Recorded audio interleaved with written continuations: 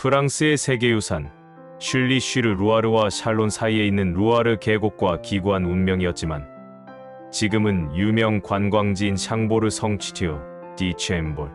샹보르 성은 루아르 강변의 다른 성들과 함께 세계유산으로 등재되어 있는데 이름이 좀 깁니다. 슐리 쉬르 루아르와 샬론 사이에 있는 루아르 계곡 The Loire Valley between Salles-sur-Loire and Chalons, previously inscribed as Château and Estate of Chambord인데요. 본격적으로 샹보르 성에 대해 알아보기 전에 유네스코 홈페이지의 내용을 중심으로 세계유산 관련 내용부터 먼저 살펴보겠습니다. 슐리 쉬르 루아르와 샬론 사이의 루아르 계곡은 프랑스 오를레앙 동쪽을 흐르는 루아르 강 280km 구간과 일대를 말합니다. 루아르 강은 프랑스에서 가장 긴 강으로 총 길이는 1012km라고 하네요. 루아르 강은 갈로로만 시대부터 19세기까지 주요 통신 및 상업의 축이었으며 계곡과 마을의 경제적 발전을 촉진했습니다. 항해를 위해 강을 수로로 연결하고 국민화 땅을 홍수로부터 보호하기 위한 많은 공사의 증거는 때때로 석조로 된 항구 또는 제방 시스템으로 구체화되었습니다. 여느 강처럼 루아르 강은 도시 및 농촌의 풍경을 형성했습니다. 거주지, 농장, 마을과 도시는 강의 물리적 특성과 역사적 진화를 잘 보여주고 있습니다. 건축물, 동굴 거주지, 도시 구조는 모두 이를 반영합니다. 루아르 강 유역은 슐리, 오를레앙, 블루아, 앙부아즈, 투르, 소미르 등의 마을과 도시로 구분되어 있습니다. 중세와 르네상스 시대, 즉 루아르 계곡이 왕권의 중심지였던 시기에 프랑스와 서유럽의 정치 및 역사는 샹보르, 슈농소, 암부아즈, 블루아, 아제르리도와 같이 유명한 성에서 잘 드러납니다. 처음에는 베네딕토의 수도원이었고 그 다음에는 중세 요새였으며 르네상스 시대에는 정원과 시골 전망을 갖춘 휴양과 즐거움을 위한 시골 주택으로 변모했습니다. 루아르 계곡에는 또한 군주와 국민의 신앙을 표현한 크고 중요한 로마네스크 양식의 교회가 많이 있습니다. 생부누아 쉬르루아르, 퐁트브로, 쿠노, 블루아와 캉드의 첨탑 교회가 있습니다. 15세기와 16세기의 루아르 계곡은 이탈리아 지중해 지역과 프랑스, 플랑드르 지역이 서로 만나 영향을 미치는 주요 문화 지역이 되었고 정원 예술이 발전하고 풍경에 대한 관심이 높아지는 데 일조했습니다. 세계유산위원회는 이 유산의 탁월한 보편적 가치 OUV를 기준 124에 의거해서 인정했고 2000년에 등재시켰는데요. 그 내용은 다음과 같습니다. 기준 1 루아르 계곡은 블루아, 쉬농, 오를레앙, 소미르, 투르 등의 유서 깊은 도시, 특히 샹보르 성 등 세계적으로 유명한 성의 뛰어난 건축 유산으로 유명합니다. 기준 2 루아르 밸리는 주요 강을 따라 있는 뛰어난 문화적 경관입니다. 그것은 2000년 이상 인간 가치의 교류와 인간과 환경 간의 상호작용의 조화로운 발전을 증명합니다. 기준 4 루아르 계곡의 풍경, 특히 수많은 문화, 기념물은 서유럽의 사상과 디자인에 르네상스와 계몽주의 시대의 이상을 탁월하게 보여줍니다. 샹보르 성의 개요. 프랑스 중부에 있는 샹보르 성은 전통적인 프랑스 중세 건축과 고전 르네상스 건축 스타일을 융합한 매우 독특한 프랑스 르네상스 건축으로 세계에서 가장 잘 알려진 샤또 중 하나입니다. 샤또는 프랑스의 저택, 궁전, 거주지 등을 지칭하는 단어입니다. 이 건물은 16세기의 프랑스 국왕인 프랑수아 1세에 의해 건설되었습니다. 샹보르는 루아르 계곡에서 가장 큰 샤또입니다. 샤또 드 블루아와 앙부아즈의 왕궁을 둔 프랑수아 1세의 사냥터로 지어졌습니다. 샤또의 원래 디자인은 토스카나의 건축가 도메니코 다 코르토나의 작품으로 알려져 있습니다. 레오나르도 다빈치도 이 디자인에 영향을 미쳤을 수 있습니다. 샹보르는 28년 동안 1519-1547 상당히 변형되었는데 이 기간 동안 피에르 느베가 현장에서 감독했습니다. 완공에 가까워지자 프랑수아는 오랜 라이벌인 신성 로마 제국 황제 샤를 5세를 초대해서 부와 권력을 과시했다고 합니다. 1792년 프랑스 혁명의 여파로 일부 가구가 매각되고 목재가 제거되었습니다. 한동안 건물은 버려진 채로 두었지만 19세기에 복원되었습니다. 2차 세계대전 동안 루브르 박물관과 콩피에뉴 성의 컬렉션에 있는 미술품이 샹보르 성으로 옮겨졌습니다. 샹보르 성의 역사 1519년 9월 6일 프랑수아 드 퐁브리앙은 샹보르 성의 건설을 시작하라는 명령을 받았습니다. 공사는 1521년 1526년에 있었던 이탈리아 전쟁으로 인해 중단되었고 왕실 자금이 줄어들고 구조물의 기초를 놓는데 어려움이 있어 늦어졌습니다. 1524년에는 성벽이 땅 위로 간신히 올라왔습니다. 공사는 1526년 9월에 재개되었고 이때 1800명의 노동자가 성을 짓는 데 고용되었습니다. 이 성은 프랑수아 1세의 사냥용 별장으로 지어졌습니다. 그러나 왕은 7주도 되지 않는 짧은 기간만 여기로 사냥을 왔습니다. 성은 단기 체류를 목적으로 지어졌기 때문에 장기적으로 살기에는 실용적이지 않았습니다. 방이 크고 창문이 열려 있고 천장이 높아서 난방이 실용적이지 않았습니다. 성은 마을이나 영지에 둘러싸여 있지 않았기 때문에 사냥감 외에는 주변에 식량 공급원이 없었습니다. 즉, 모든 식량을 방문하는 사람들이 함께 가져와야 했으며 일반적으로 한 번에 최대 2,000명이 모였다고 합니다. 그래서 샹보르 성에는 가구가 없었습니다. 모든 가구, 식기 등은 사냥 여행을 할 때 가져왔습니다. 그래서 당시의 많은 가구는 운송을 용이하게 하기 위해 분해되도록 제작되었습니다.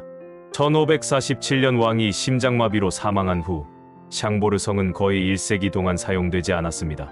프랑수아 1세가 죽은 후 80년 이상 프랑스 왕들은 성을 버려두었고 자연스럽게 훼손되었습니다. 이후 1639년 루이 13세가 동생인 오를레앙 공작 가스통에게 성을 줬고 그는 성을 보수했습니다.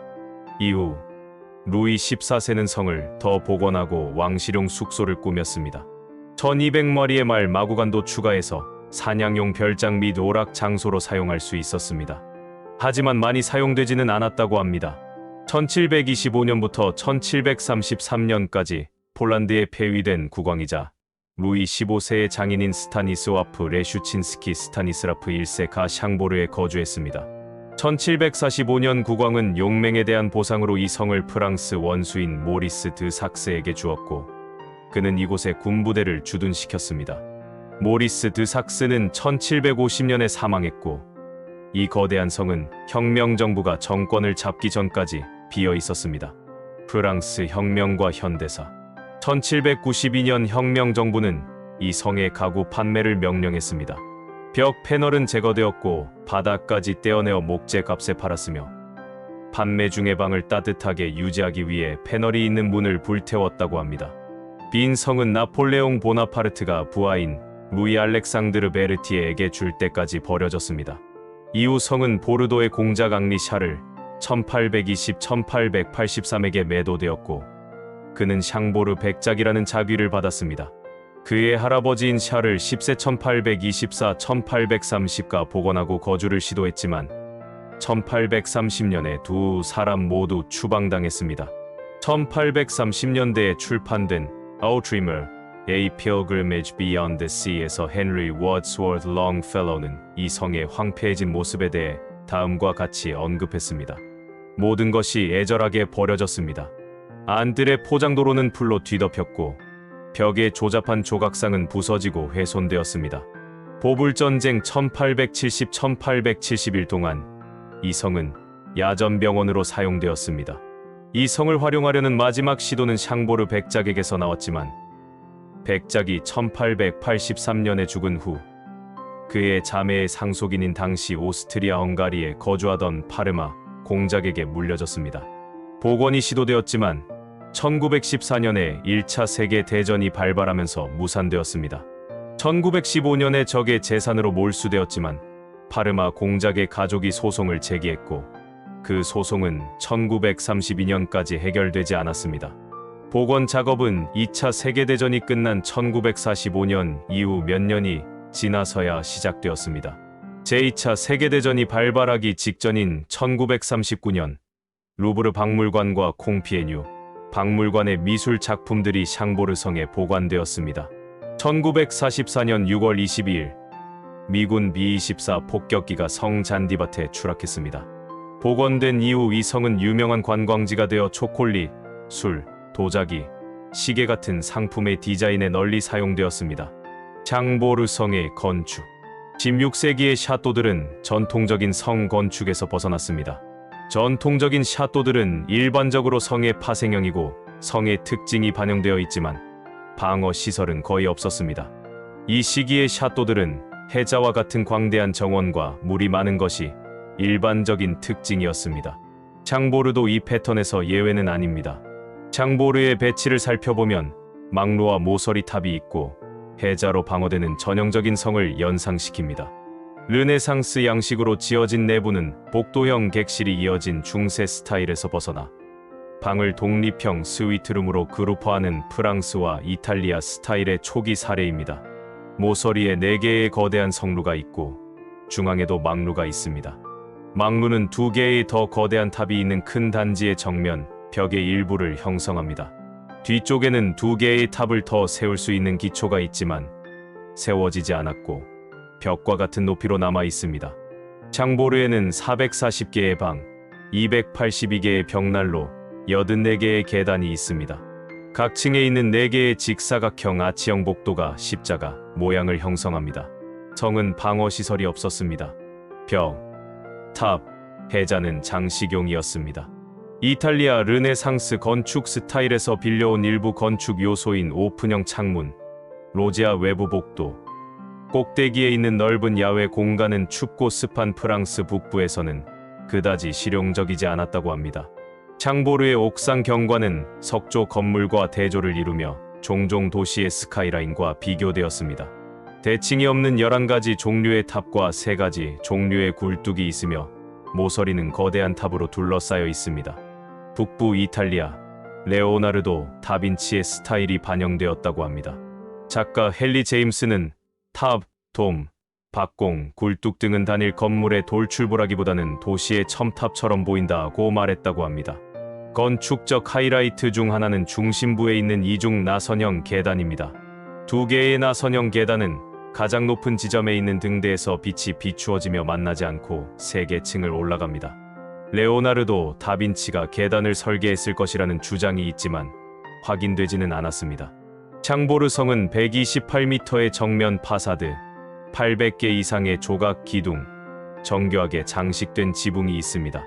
프랑스와 1세가 건설을 의뢰할 때 콘스탄티노플의 스카이라인처럼 보이게 해달라고 했다네요.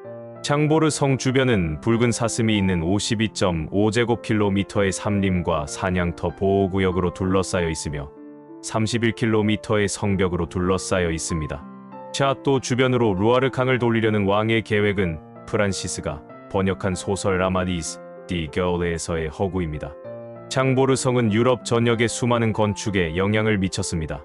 대표적인 사례로 독일 슈베린 궁전을 재건축하고 새로 건설하는 모델이 되었다고 합니다. 19세기 후반에는 샹보르 성의 스타일이 영국 전역으로 확산되어 런던 대학교의 로열 할로웨이에 있는 파운더스 빌딩과 1870년 데이비드 브라이스가 설계한 에든버러의 페티스 컬리지 본관에 영향을 미쳤습니다. 1874년과 1889년 사이에 베킹엄셔의 컨트리 하우스인 워디스던 매너는 건축가 게브리엘 헤퍼레이트 디스테일리어를 통해 샹보르 성과 유사하게 지어졌습니다. 예를 들면 워디스던 매너, 북쪽 정면의 쌍둥이 계단탑은 샹보르 성에서 영감을 받았습니다. 설명은 여기까지고요. 현장에서 촬영한 사진과 영상을 보여드리겠습니다.